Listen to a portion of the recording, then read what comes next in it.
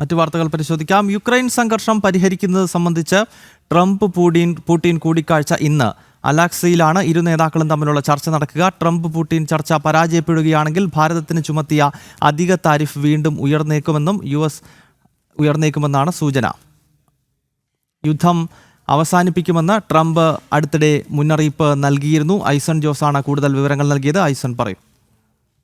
ഗൗതം, ഇപ്പോൾ നമുക്ക് ലഭ്യമാകുന്ന സൂചനകളനുസരിച്ച് ഇന്നലെയാണ് സ്കോട്ട് ബെസറ്റിൻ്റെ ഭാഗത്തുനിന്ന് ഇത്തരത്തിലൊരു പ്രസ്താവന ഉണ്ടായിരിക്കുന്നത്. യു എസ് സ്റ്റേറ്റിൻ്റെ ട്രഷറി സെക്രട്ടറിയായ സ്കോട്ട് ബെസറ്റ് പറഞ്ഞത് ഇനിയും ഭാരതത്തിനെതിരായ താരിഫ് ഉയരാനുള്ള സാധ്യതയുണ്ട്. അത് ട്രംപുമായുള്ള കൂടിക്കാഴ്ചയിൽ എന്തെങ്കിലും അനുകൂല ഘടകമല്ല ഉണ്ടാകുന്നതെങ്കിൽ, അതായത് ട്രംപുമായുള്ള കൂടിക്കാഴ്ച ലക്ഷ്യം വയ്ക്കുന്നത് യുക്രൈൻ യുദ്ധം അവസാനിപ്പിക്കുക എന്നതാണ്. അത്തരത്തിൽ യുക്രൈൻ യുദ്ധം അവസാനിപ്പിക്കുന്നതുമായി സംബന്ധിച്ച് എന്തെങ്കിലും അനുകൂലമായൊരു തീരുമാനം ട്രംപുമായുള്ള പുടിൻ്റെ കൂടിക്കാഴ്ചയിൽ ഉണ്ടാകാതിരിക്കുന്ന, അല്ലെങ്കിൽ ഇന്ന് നടക്കാനിരിക്കുന്ന ട്രംപുമായുള്ള കൂടിക്കാഴ്ചയിൽ പുടിനുമായുള്ള കൂടിക്കാഴ്ചയിൽ അത്തരത്തിൽ എന്തെങ്കിലും ഒരു അനുകൂല ഘടകമില്ലാതിരിക്കുന്ന ഒരു സാഹചര്യമുണ്ടെങ്കിൽ അധിക താരിഫ് ചുമത്തുമെന്ന, അല്ലെങ്കിൽ ഇപ്പോൾ ചുമത്തിയ 25% ഉയർത്താനുള്ള സാധ്യതയുണ്ട് എന്ന സൂചനകളാണ് നൽകിയിരുന്നത്.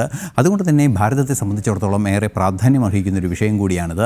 സ്വാഭാവികമായും നമുക്ക് അറിയാവുന്നതാണ്, ഈ റഷ്യയും യുക്രൈനും തമ്മിലുള്ള യുദ്ധം അവസാനിപ്പിക്കുന്നതിനുള്ള കാര്യമായ ശ്രമങ്ങൾ ട്രംപിൻ്റെ ഭാഗത്തു നിന്ന് പലതവണയായി ഉണ്ടായിരുന്നു.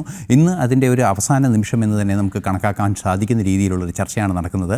അലാസ്കയിൽ നടക്കുന്ന ചർച്ചയിൽ ഈ കാര്യങ്ങളെല്ലാം തന്നെ ചർച്ച ചെയ്യുകയും ഇപ്പോൾ നമുക്ക് ലഭ്യമാകുന്ന വൈറ്റ് ഹൗസിൽ നിന്നെല്ലാം പുറത്തു വരുന്ന വാർത്തകളെല്ലാം തന്നെ കൃത്യമായി സൂചിപ്പിക്കുന്നത് എല്ലാ വഴികളും പരിശ്രമിക്കും, എല്ലാ വഴികളിലൂടെയും യുദ്ധം അവസാനിപ്പിക്കാനുള്ള പരിശ്രമങ്ങൾ നടത്തുമെന്ന ഒരു സ്റ്റേറ്റ്മെൻറ്റാണ് വൈറ്റ് ഹൗസിൽ നിന്ന് ഏറ്റവും ഒടുവിലായി എത്തിയിരിക്കുന്നത്. മണിക്കൂറുകൾക്ക് മുമ്പ് റഷ്യൻ പ്രസിഡന്റ് അവിടെ എത്തുകയും ചെയ്തിട്ടുണ്ട്, അമേരിക്കയിൽ എത്തുകയും ചെയ്തിട്ടുണ്ട്. സ്വാഭാവികമായും ഇനിയുള്ള ചർച്ചകൾ, അക്കാര്യത്തിൽ ഏത് രീതിയിൽ ചർച്ചകൾ മുന്നോട്ട് പോകണമെന്നത് ലോകം ഉറ്റുനോക്കുന്ന ഒരു സാഹചര്യം തന്നെയാണുള്ളത്.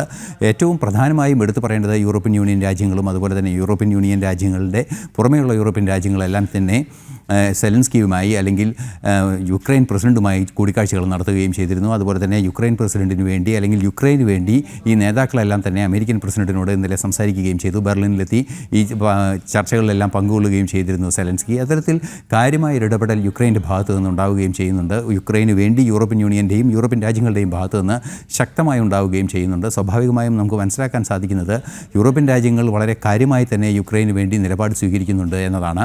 പക്ഷേ മറ്റൊരു സുപ്രധാന വിഷയം എടുത്തു പറയേണ്ടത്, സെലൻസ്കിയുമായുള്ള ചർച്ചകൾക്ക് അല്ലെങ്കിൽ പുടിനുമായുള്ള ചർച്ചകൾക്കിടെ സെലൻസ്കിയുടെ സാന്നിധ്യമില്ല എന്നതാണ്. പക്ഷേ സെലൻസ്കിയുമായി കാര്യങ്ങൾ കൃത്യമായി ധരിപ്പിച്ചുകൊണ്ട് തന്നെയായിരിക്കും റഷ്യയുമായുള്ള ചർച്ച മുന്നോട്ട് പോവുക എന്നാണ് അറിയിക്കുകയും ചെയ്യുന്നത്. മറ്റു പല കാര്യങ്ങളും ഈ അടുത്ത ദിവസങ്ങളിൽ ചർച്ച ചെയ്തിരുന്നു. പരസ്പരം കയ്യേറിയ ഭൂപ്രദേശങ്ങൾ വിട്ടുകൊടുക്കണം, അതിൽ സംബന്ധിച്ച് ചില തർക്കങ്ങളുണ്ട്. അത്തരത്തിലുള്ള വിഷയങ്ങളെല്ലാം തന്നെ നിലവിൽ ഒരു പരിഹരിക്കപ്പെടേണ്ട വിഷയമായി തുടരുന്നുണ്ട്. തീർച്ചയായും ഇന്നത്തെ ചർച്ച ഏറെ നിർണായകമാകുന്നത്, ഭാരതത്തിന് നിർണായകമാകുന്നത് ഇനിയും താരിഫ് വർദ്ധിപ്പിച്ചേക്കുമെന്നോ അല്ലെങ്കിൽ ഈ റഷ്യയുമായുള്ള സംഘർഷം അവസാനിപ്പിക്കുകയും യുക്രൈൻ സംഘർഷം അവസാനിക്കുകയും ചെയ്യുമ്പോൾ ഒരുപക്ഷേ ഭാരതത്തിന് ചുമത്തിയ അധിക താരിഫ്, അതായത് ഭാരതം റഷ്യയിൽ നിന്ന് എണ്ണ വാങ്ങുമ്പോൾ ഉണ്ടാകുന്ന അധിക താരിഫ് ഒരുപക്ഷേ ഇല്ലാതാകാനുള്ള സാധ്യതയും തള്ളിക്കളയാനാവില്ല.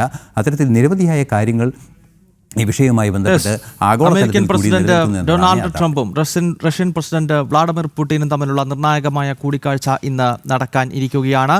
യുക്രൈൻ യുദ്ധം തന്നെയാണ് ഇരു നേതാക്കളും തമ്മിലുള്ള കൂടിക്കാഴ്ചയിലെ പ്രധാന ചർച്ചാ വിഷയമെന്ന കാര്യത്തിൽ യാതൊരു സംശയവുമില്ല. ഇന്റർനാഷണൽ ഡെസ്കിൽ നിന്നും ഐസൺ ജോസാണ് വിശദമായ വിവരങ്ങൾ പങ്കുവച്ചത്.